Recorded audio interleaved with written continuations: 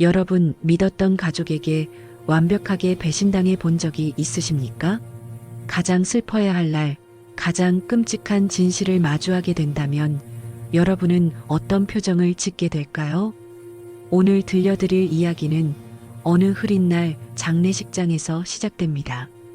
평범해 보였던 한 가족, 그리고 그들을 찾아온 낯선 방문객. 그녀가 가져온 낡은 노트 한 권이 이 가족의 운명을 송두리째 바꿔놓습니다.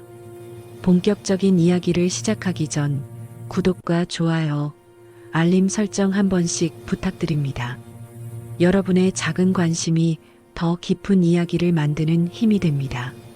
자, 빗소리가 들리시나요? 지금 바로 그 장례식장으로 들어갑니다. 하늘은 잿빛이었습니다. 마치 누군가 회색 물감을 하늘에 쏟아부은 것처럼 세상은 온통 어두웠습니다. 장례식장 앞마당 아스팔트 위로 빗방울이 떨어집니다. 톡, 톡톡 빗소리는 조문객들의 낮은 발소리를 삼키고 있었습니다. 향 냄새가 진동하는 빈소. 검은 상복을 입은 가족들은 기계적으로 조문객을 맞이하고 있었습니다. 어머니는 이미 탈진한 상태였습니다. 퉁퉁 부은 눈, 초점 잃은 시선. 형은 그런 어머니 곁에서 입술을 꽉 깨물고 분노인지 슬픔인지 모를 표정으로 영정사진을 노려보고 있었죠. 그리고 막내 진우, 그는 그저 멍하니 아버지가 좋아하시던 국화꽃만 바라보고 있었습니다. 그때였습니다. 또각, 또각 하이힐 소리 빗소리를 뚫고 선명한 구두 소리가 들려왔습니다. 장례식장의 웅성거림이 순식간에 잦아들었습니다. 문 쪽에서 한 여자가 걸어오고 있었습니다. 검은 드레스, 창백할 정도로 하얀 피부, 그리고 붉은 입술. 그녀는 조문객이라고 하기엔 너무나 이질적이었습니다. 슬픔보다는 어떤 결의가 느껴지는 걸음걸이. 사람들은 본능적으로 길을 비켜섰습니다. 홍해처럼 갈라진 사람들 사이로 그녀가 가족들 앞에 섭니다. 가족들의 표정이 얼어붙습니다. 어머니의 손이 덜덜 떨리기 시작합니다. 형의 눈이 맹수처럼 커집니다. 누구십니까? 형이 억눌린 목소리로 물었지만 여자는 대답 대신 영정사진 속 아버지를 바라보며 차갑게 미소 지었습니다. 슬픔 없는 미소. 그건 조소가 아니었습니다. 마치 오래 기다렸어요 라고 말하는 듯한 서늘한 인사였습니다. 그녀의 등장만으로 공기가 바뀌었습니다. 장례식장의 습도가 온도가 변했습니다. 어머니가 비틀거리며 뒷걸음질 쳤습니다. 설마 아니지? 내가 여기 왜 어머니의 입에서 터져나온 쉰 목소리. 그건 단순한 놀람이 아니었습니다. 공포였습니다. 여자가 입을 열었습니다. 목소리는 낮고 침착했습니다. 인사가 늦었습니다. 저도 상주 자격으로 왔습니다. 상주. 그 두 글자가 빈소를 강타했습니다. 무언가 깨지는 소리가 들리는 듯 했습니다. 뭐? 상주? 미친 여자 아니야? 형이 소리치며 여자의 앞을 막아섰습니다. 하지만 여자는 눈 하나 깜짝하지 않았습니다. 그녀의 이름은 수진. 그녀는 핸드백에서 천천히, 아주 천천히 낡은 노트 한 권을 꺼냈습니다. 가죽이 벗겨진 낡은 갈색 노트. 진우는 그 노트를 알고 있었습니다. 아버지가 서재 깊숙한 곳에 숨겨두고 밤마다 무언가 적던 그 노트. 이게 왜 당신한테 있습니까? 진우가 떨리는 손으로 노트를 받아들었습니다. 노트를 펼치자 익숙한 아버지의 필체가 눈에 들어왔습니다. 하지만 내용은 낯설었습니다. 수진아, 미안하다. 나는 비겁한 아버지였다. 나에게 가족은 저 집 안에만 있는 것이 아니었다. 진우의 동공이 흔들렸습니다. 페이지를 넘길 때마다 툭, 툭 아버지의 숨겨진 10년이 떨어져 내렸습니다. 병원비 영수증, 낯선 아이의 사진, 그리고 수진이라는 이름이 빼곡히 적힌 일기들. 수진이 휴대폰을 들어 영상을 재생했습니다. 화면 속 아버지는 산소호흡기를 낀 채 힘겹게 숨을 몰아쉬고 있었습니다. 여보, 그리고 우리 아들들 미안하다.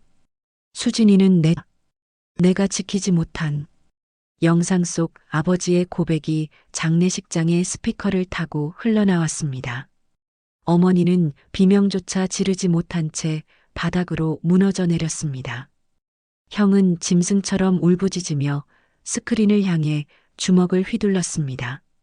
하지만 수지는 그 모든 아수라장 속에서도 꼿꼿이 서 있었습니다. 마치 심판자처럼. 소란이 극에 달할 때쯤 그림자 속에 서 있던 양복 입은 남자가 앞으로 나섰습니다. 아버지의 담당 변호사였습니다. 그가 품에서 꺼낸 서류 봉투. 유언장이라고 적힌 봉투가 뜯어지는 소리가 유난히 크게 들렸습니다. 고인의 유지에 따라 유산의 상속 내용을 발표하겠습니다. 변호사의 건조한 목소리가 이어졌습니다. 본가인 성북동 자택과 예금의 30%는 배우자에게, 그리고 나머지 현금, 자산 및 회사의 지분 40%는 형과 진우, 어머니가 숨을 죽였습니다. 김수진 양과 그녀의 아들 김민준 군에게 상속한다. 정적? 숨막히는 정적이 흘렀습니다. 어머니가 기절했습니다. 털썩 쓰러지는 소리에 사람들이 비명을 질렀습니다. 형은 변호사의 멱살을 잡았습니다. 거짓말이지? 이거 다 조작이지. 저 여자가 사기꾼인 거잖아.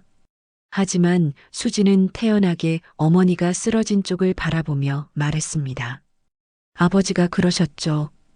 형님과 진우 씨는 이미 많은 걸 받았다고. 사랑도 지원도. 하지만 저는, 그리고 제 아이는 아무것도 받지 못했어요. 이게 공평한 거예요. 수진의 눈빛이 처음으로 흔들렸습니다. 그것은 탐욕이 아니었습니다. 지독한 외로움과 한이 서린 눈빛이었습니다. 과거의 회상이 스쳐 지나갑니다. 10년 전 병원 복도에서 남몰래 아버지를 만나야 했던 20대의 수진. 아버지가 사준 밥 한 끼에 울먹이던 모습. 아버지가 몰래 건넨 병원비 봉투를 거절하지 못해 수치스러워했던 기억들. 그녀에게 이 유산은 돈이 아니라 아버지의 인정이자 사과였던 것입니다. 충격의 도가니가 가라앉고 밤이 깊었습니다. 진우는 홀로 빈소구석에 앉아 수진이 건넨 서류 뭉치를 다시 확인합니다. 그곳에서 한 장의 사진이 툭 떨어집니다. 5살 남짓되어 보이는 남자아이. 김민준. 사진 속 아이는 웃고 있었습니다. 그런데 그 웃는 인매가, 눈꼬리가 소름 끼치도록 아버지를 닮았습니다. 아니, 어린 시절의 진우 자신과 너무나 똑같았습니다. 그때 수진이 빈소 입구 쪽에서 누군가를 데리고 들어옵니다. 잠든 아이를 안고 있는 수진. 가족들은 다시 한번 술렁입니다. 저 아이가 그 아이야? 세상에, 피는 못 속인다더니 회장님 젊었을 때랑 판박이네. 수진이 아이를 조심스럽게 의자에 눕힙니다. 진우는 홀린 듯 아이에게 다가갑니다. 작고 따뜻한 손, 새끈거리는 숨소리. 이 아이가 내 동생 아니 조카인가? 족보가 꼬이고 머리가 아파옵니다. 형은 여전히 씩씩거리며 외면했지만 진우는 알 수 있었습니다. 아버지가 왜 마지막 순간에 이들을 찾았는지. 아이의 얼굴에는 아버지가 그토록 그리워했던 순수함이 있었습니다. 진우가 떨리는 목소리로 묻습니다. 이 아이 아버지가 알고 계셨나요? 수진이 씁쓸하게 웃으며 대답합니다. 알고 계셨죠. 돌아가시기 직전까지 이 아이 사진만 보고 계셨어요. 한 번만 안아보고 싶다고. 그런데 엄마가 무서워서, 형들이 무서워서 못 오게 하셨어요. 그제야 진우의 눈에서 눈물이 터졌습니다. 아버지의 외로움. 가족이라는 이름 아래 묵살되었던 아버지의 개인적인 삶. 창밖에는 여전히 눈이 내리고 있었습니다. 차가운 눈발이 아버지의 마지막 가는 길을, 그리고 남겨진 이들의 복잡한 마음을 덮어주려는 듯 했습니다. 장례 절차가 모두 끝났습니다. 가족들은 변호사 사무실에 모였습니다. 유산을 둘러싼 법적 공방이 예상되는 긴장된 분위기. 형은 여전히 소송을 준비하겠다고 으름장을 놓았습니다. 어머니는 넋이 나간 채 창밖만 응시하고 있었죠. 그때 수진이 자리에서 일어납니다. 집은 포기할게요. 모두가 귀를 의심했습니다. 수진이 아이를 꼭 안으며 말합니다. 돈 때문에 온 거 아니에요. 그냥 아버지가 우리를 잊지 않았다는 증거가 필요했을 뿐이에요. 그리고 민준이에게 할아버지가 어떤 분이었는지 보여주고 싶었어요. 그녀는 유언장을 테이블 위에 올려두고 돌아섰습니다. 그 뒷모습은 들어올 때보다 훨씬 가벼워 보였습니다. 하지만 진우는 보았습니다. 그녀의 손이 미세하게 떨리고 있다는 것을. 그리고 알았습니다. 그녀가 포기한 것은 돈이 아니라 미움이었다는 것을. 진우가 자리를 박차고 일어나 수진을 따라 나갑니다. 병원 복도 끝 엘리베이터 앞에서 수진과 마주 섭니다. 기다려요. 진우가 주머니에서 무언가를 꺼냅니다. 아버지가 생전에 아끼던 낡은 만년필입니다. 이거 아버지가 민준이 학교 들어가면 주려고 사두신 거예요. 챙겨가세요. 그리고 형은 몰라도 나는 민준이 보고 싶을 때 보러 갈 겁니다. 수진의 눈에 처음으로 눈물이 고입니다. 차갑던 그녀의 표정이 무너지고 인간적인 슬픔이 드러납니다. 두 사람은 말없이 서로를 바라봅니다. 완벽한 화해는 아닐지라도 이해의 싹이 트는 순간이었습니다. 장례식은 끝났지만 남겨진 사람들의 삶은 이제 다시 시작됩니다. 비밀은 상처를 주기도 하지만 때로는 서로를 더 깊이 이해하게 만드는 열쇠가 되기도 합니다. 창밖의 눈은 그쳤습니다. 구름 사이로 희미한 햇살이 비칩니다. 진우는 멀어지는 수진과 아이의 뒷모습을 보며 생각합니다. 아버지, 이제 편히 쉬세요. 나머지는 저희가 알아서 할게요. 여러분은 어떻게 생각하시나요? 평생을 숨겨온 아버지의 비밀, 그리고 모든 것을 포기하고 떠난 수진의 선택. 과연 진정한 가족의 의미는 무엇일까요? 오늘의 이야기는 여기까지입니다. 가슴 먹먹한 이 이야기가 마음에 남으셨다면 구독과 좋아요 버튼을 눌러주세요. 다음 시간 더 충격적이고 감동적인 사연으로 찾아오겠습니다. 들어주셔서 감사합니다.